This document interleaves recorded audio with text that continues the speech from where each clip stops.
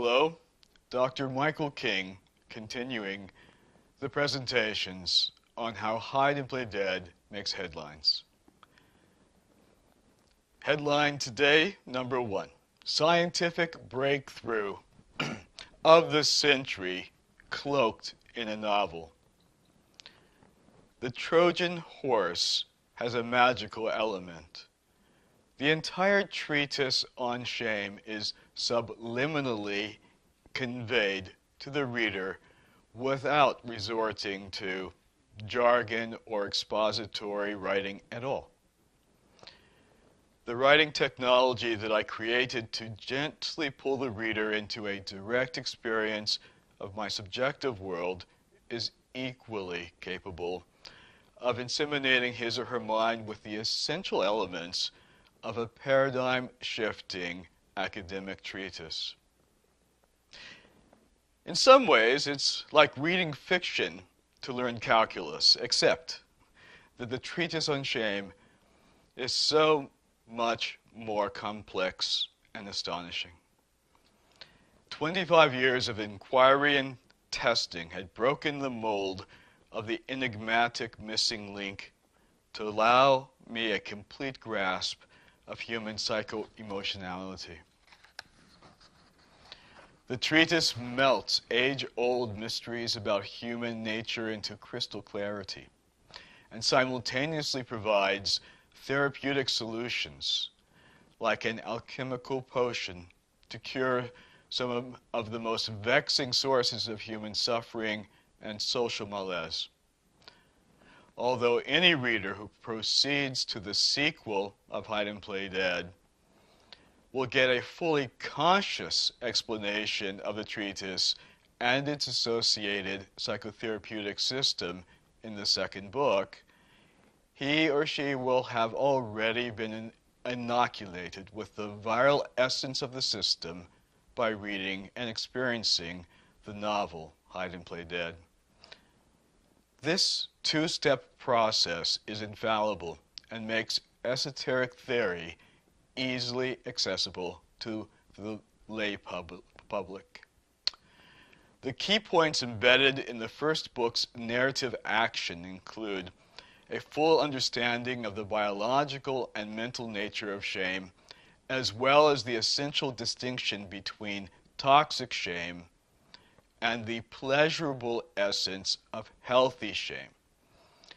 The effects of toxic shame are equal to those used to torture political prisoners, and terrorists use toxic shame to demoralize their victims as well.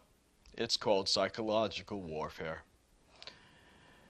The correlates of pleasurable shame include mystical states, transcendent experiences, and extrasensory attributes or perception. The signs of either state are repeated over and over in the narrative, but not in such a way as to be detected or rejected as doctrinaire.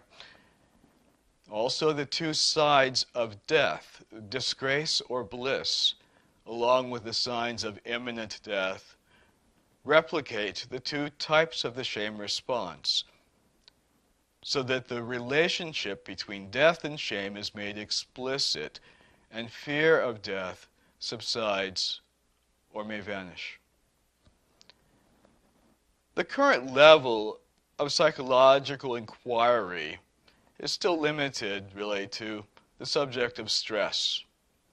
The reader will grasp from my books that 90% of our stress is due to socially induced shame, and that 99.9% of our daily stress is internally generated in individuals by themselves through the learned toxic shame response.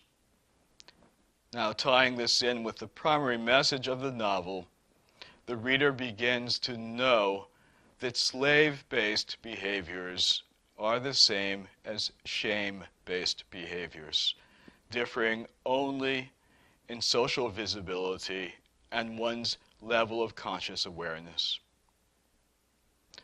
Moreover, once a shame shame-based personality structure has developed in early life, it will replay the neurosis throughout all of life's relationships and work environments, masochistically seeking shame as the ultimate human addiction. The psychological defenses used to cope with shame are linked to developmental stages and fixation at some point into 4 personality clusters. First, the rising tide of dissociation as we drift into cyberspace, becoming obedient field slaves. Second, codependency or obedient house slave behavior. Third, narcissistic or predatory, rebellious field slave behavior. And fourth, the defeatism, invisibility, and masked depression of the elderly house slave who finally becomes passive-aggressive and subtly rebellious. Along with shame, the full nature and range of abuse and trauma are depicted.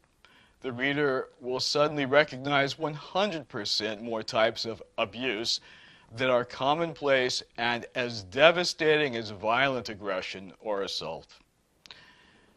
Also, examples of the earliest age and origin of learning to abuse, approximately at age 6, appear in several memoirs. The child learns by flash example when witnessing abuse.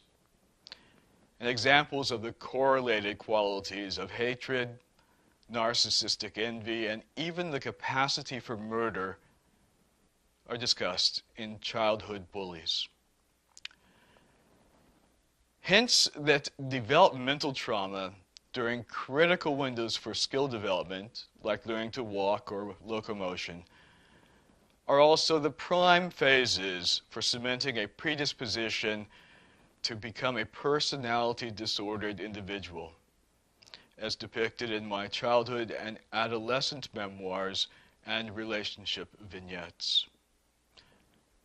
Post-traumatic stress disorder, or PTSD, is explained as the result of either cumulative, countless separate episodes or prolonged periods of either acute or chronic trauma.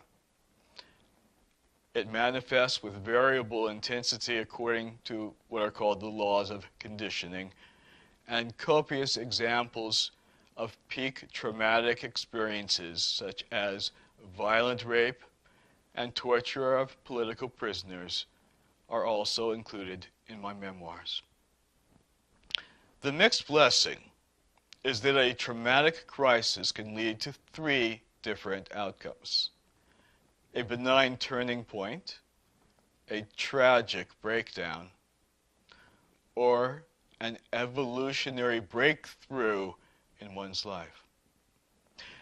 And the very good news is that sweeping changes can occur spontaneously in the book's readers and can also take root in our civilization if readers start educating a new generation that is accustomed to exposing trauma, abuse, and oppression rather than hiding it in secrecy and isolation. The socio-political implications of shame and abuse are captured in the narrative storyline of the first book of the series. Shame's central role is illustrated in almost all vital social institutions, including child-rearing, education, organized religion and cults, occupational work, corporate advertisement and product marketing, and with special notice, the criminal justice system. Thank you. To be continued.